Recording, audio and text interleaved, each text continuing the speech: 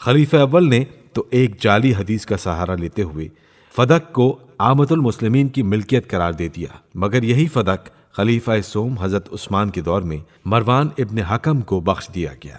ان کے بعد جب معاویہ ابن ابی سفیان کی حکومت آئی تو اس نے فدق کے 3 حصے کیے، ایک حصہ مروان کے پاس رہنے دیا، ایک حصہ حضرت عثمان کے بیٹے عمرو کو عطا کیا اور ایک حصہ اپنے بیٹے یزید کے حوالے کیا۔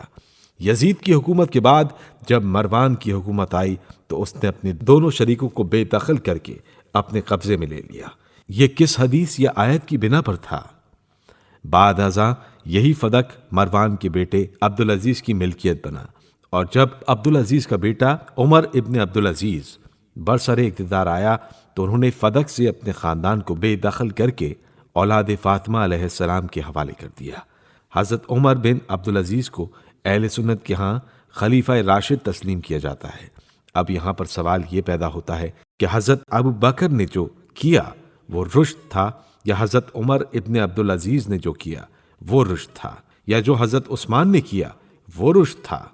تینوں میں سے ایک کا فیصلہ ہی رشد ہو سکتا ہے، باقی 2 کا خلاف رشد ہوگا، اور وہ خلافت راشدہ کے لیے بھی ایک سوالیہ نشان ہوگا۔ حضرت ابو بکر نے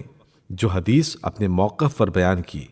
اگر وہ حدیث صحیح تھی تو انہوں نے فدق حضرت فاطمہ علیہ السلام کو واپس کرنے کا حکم نامہ کیوں صادر کیا، جس کو خلیفہ دوم نے پارا پارا کر دیا؟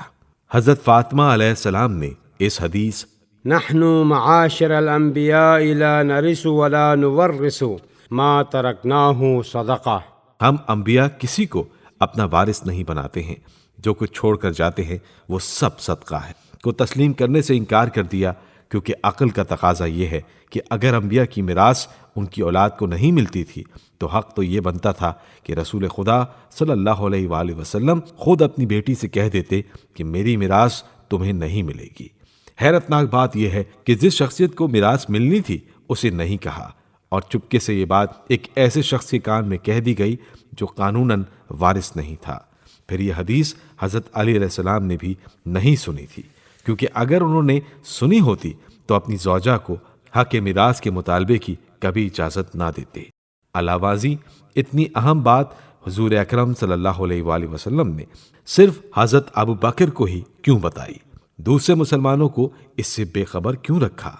بہرحال حضرت فاطمہ علیہ السلام کے مخالفین کے پاس فدق کو غصب کرنے کے لیے کوئی معقول دلیل نہیں ہے، اور ان لوگوں کو فدق غصب کرنے کا کوئی حق نہیں تھا، کیونکہ نمبر 1 حضرت فاطمہ علیہ السلام مالکانہ قبضہ رکھتی تھیں،